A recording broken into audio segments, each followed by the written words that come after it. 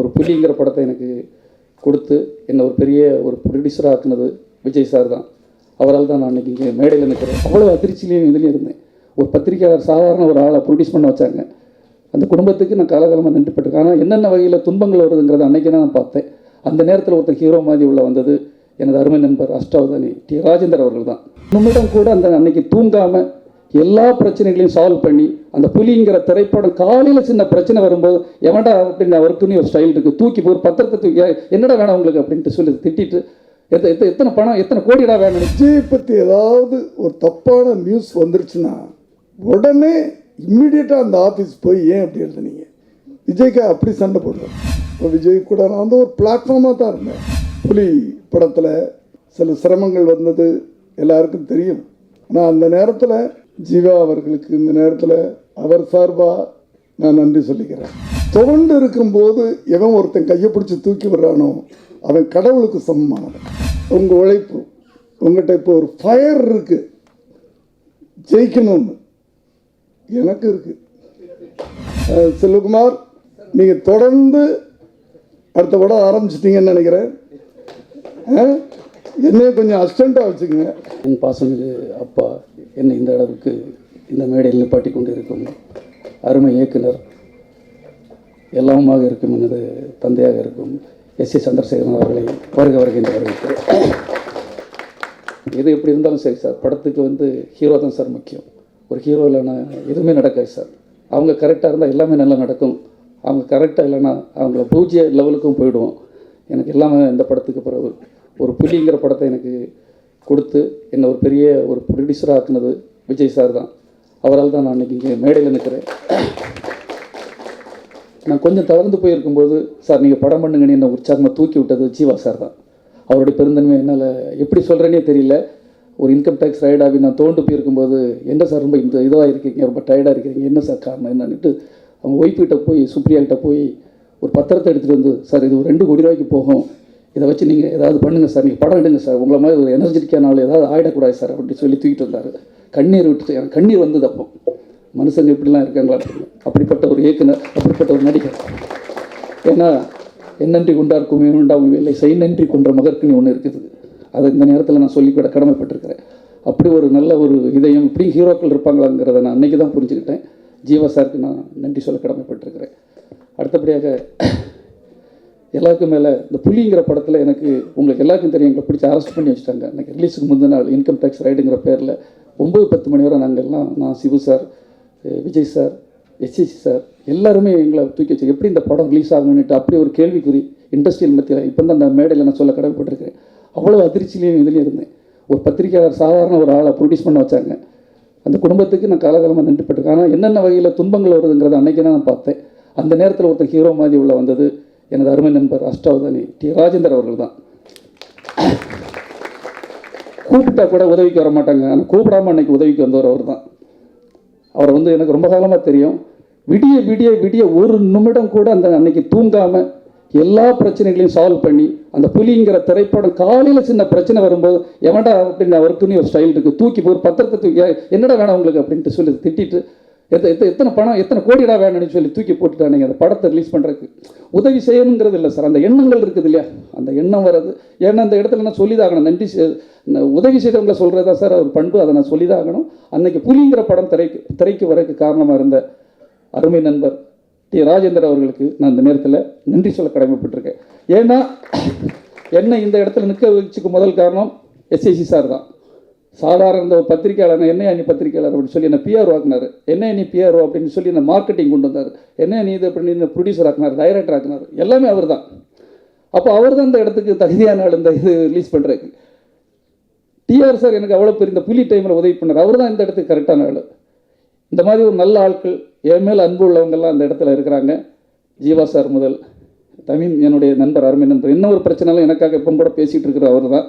அதோட மேலான புலி படம் ரிலீஸ் ஆகணும் உடனே தொடங்க போகிறேன்னு சொன்னது அந்த படத்தை தமிழ்நாடு ரைட்ஸ் வாங்கன்னு சொன்னார் பார்த்தீங்களா, காஸ்பஸ்யூம் அவர் என் அருமை சகோதரர். அவ்வளோ பயமும் பிரச்சனை கிளப்புவாங்கன்னு இருக்கும்போது அந்த படத்தை தைரியமாக வாங்கினார் பார்த்தீங்களா, கிரேட். சிவகுமாருக்கு நான் வாழ்நாள் போக கடமைப்பட்டிருக்கிறேன். ஒட்டுமொத்தமாக என்னை இன்னைக்கும் தூக்கி நிப்பாட்டு அத்தனை பத்திரிகையாளர் எனக்கு ஃபோன் பண்ணி சொல்லுவாங்க, சார் தயங்குறாங்க நான் உண்மையிலே ஒரு ஸ்கூல் கட்டிட்டு ஸ்கூல் நடத்துமான்னு நான் ஊருக்கெல்லாம் போகிற மாதிரிலாம் இருந்தது சார். அதெல்லாம் தெரிஞ்சுட்டு ஒரு 10 நண்பர்கள் என் வீட்டுக்கு வந்து, சார் நீங்கள் சினிமாவில் தான் இருக்கணும், இங்கே போயிடக்கூடாதுன்னு சொன்ன அந்த நண்பர்கள் அந்த நேரத்தில் ஞாபகப்படுத்த கடமைப்பட்டிருக்கிறேன். பத்திரிகை நண்பர்களை என் உயிர் நாள் இருக்கிற வரை நான் மறக்க மாட்டேன். உங்களுடைய உதவி எனக்கு தேவை சார். ஓகே ராஜா, நீங்கள் எல்லாரும் சேர்ந்து தான் சார் வெற்றி பெற வைக்கணும். அப்படி வெற்றி பெற வச்சா தான் சார் நாங்கள் இருப்போம் இந்த இண்டஸ்ட்ரியில். நன்றி சார்.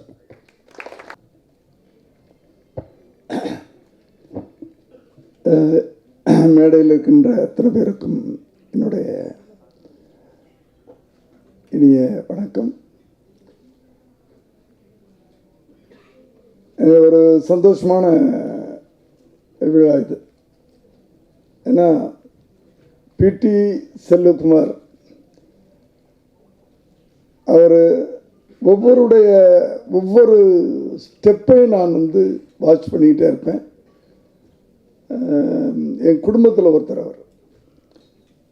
எனக்கு பிஆர்ஓவாக வந்தார் அப்படின்றத விட நான் தான் பிஆர்ஓவை கூப்பிட்டேன், என் கூட வச்சுக்கிட்டேன்.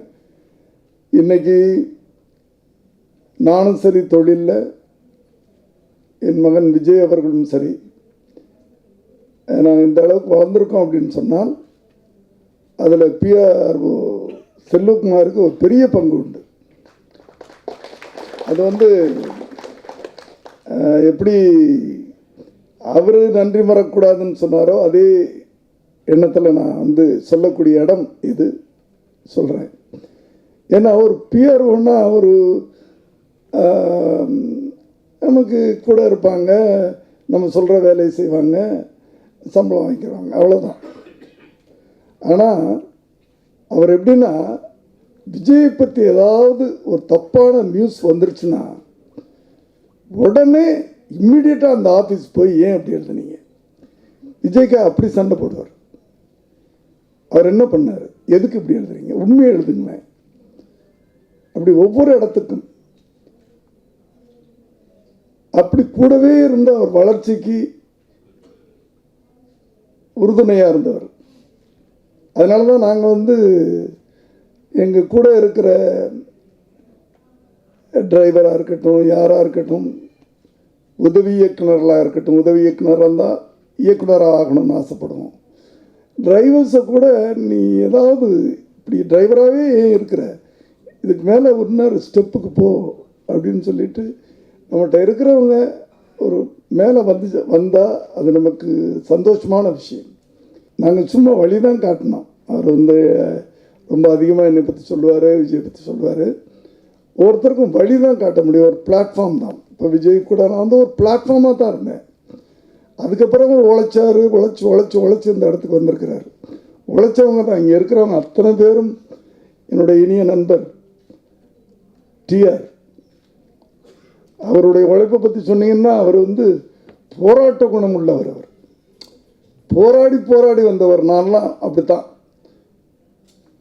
அப்படி உழைச்சி இந்த நிலைமைக்கு அவர் வந்திருக்கிறாரு. புலி படத்தில் சில சிரமங்கள் வந்தது எல்லாருக்கும் தெரியும். ஆனால் அந்த நேரத்தில்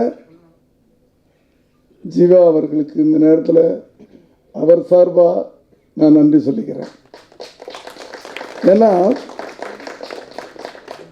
எல்லாரும் இந்த வெற்றி பெற்றவங்களை தேடித்தான் போவாங்க. தொடர்ந்து இருக்கும்போது எவன் ஒருத்தன் கையை பிடிச்சி தூக்கி விடுறானோ அவன் கடவுளுக்கு சமமானவன்.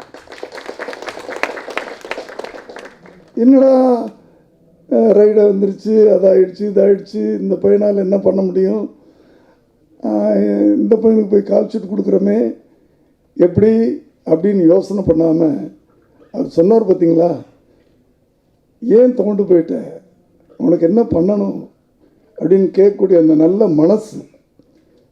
ஜீவா அவர்கள் இந்த நேரத்தில் சொல்கிறேன், இந்த படம் உங்கள் நல்ல மனசுக்காகவே பெரிய வெற்றி படமானது. அடுத்து நான் அவரை பற்றி அடிக்கடி உங்களை பற்றி செல்வகுமார் சொல்லிக்கிட்டே இருப்பார். ஒவ்வொரு அசைவையும் என்கிட்ட சொல்லுவார்.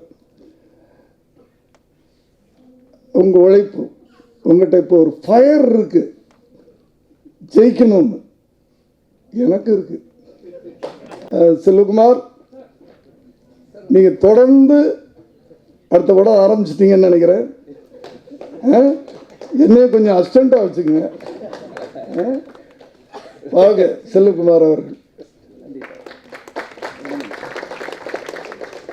Thank you so much sir. அதாவது இன்றைக்கும் ரொம்ப நன்றி சார். எஸ்சி சாரை பற்றி ஒரு இது சொல்ல மறந்துட்டேன், அதனால் அந்த மேடையில் சொல்லிடுறேன். படம் கொஞ்சம் புலி முடிகிற டைமில் கொஞ்சம் சின்ன சின்ன இது இருந்துக்கிட்டு இருக்கும்போது ஒரு நாள் திடீர்னு ஒரு ஆள்கிட்ட ஒரு பணம் வாங்கியிருந்தேன். நான் எல்லாமே வெளிப்படையாக பேசுகிற ஆள், மேடையில் சொன்னதான் அது எப்போவுமே அவங்களுடைய இது தெரியும். என்னப்பா நீ வேறு இல்லை கண்ட ஆள்கிட்டலாம் வாங்கிட்டு இருக்க, என்ன மேட்ரு அப்படின்னாரு. இல்லை சார் கொஞ்சம் தேவைப்படுது, அந்த ஆள்கிட்ட கொண்டு பணத்தை கொடுத்துரு அப்படின்னு சொல்லிட்டு அடுத்த நாளே ஒரு 50 லட்சத்தை ட்ரான்ஸ்ஃபர் பண்ண ஒரு அப்படி ஒரு அவருக்கு ஒரு சின்ன கஷ்டப்பட்டாலும் கூட தாங்கிக்கிட மாட்டார். அவர்கிட்ட இப்படி ஒரு இதயம் இருக்கிறத நான் அன்னைக்கு தான் பார்த்தேன். இந்த டைமில் அதை சொல்லும் கடமைப்பட்டிருக்கேன். நன்றி. Thank you sir. பிடி செல்வகுமார் அவர்கள் வந்து சொல்லும்போது நிறைய பேருடைய கணக்கை வெளில சொல்கிற மாதிரியே இருக்குது. கொஞ்சம் நேரத்துக்கு முன்னாடி ஒரு 2 கோடி, ஒரு 50 லட்சம், ஏதோ நாமளே வாங்கன்னு கூப்பிட்ற மாதிரி இல்லை.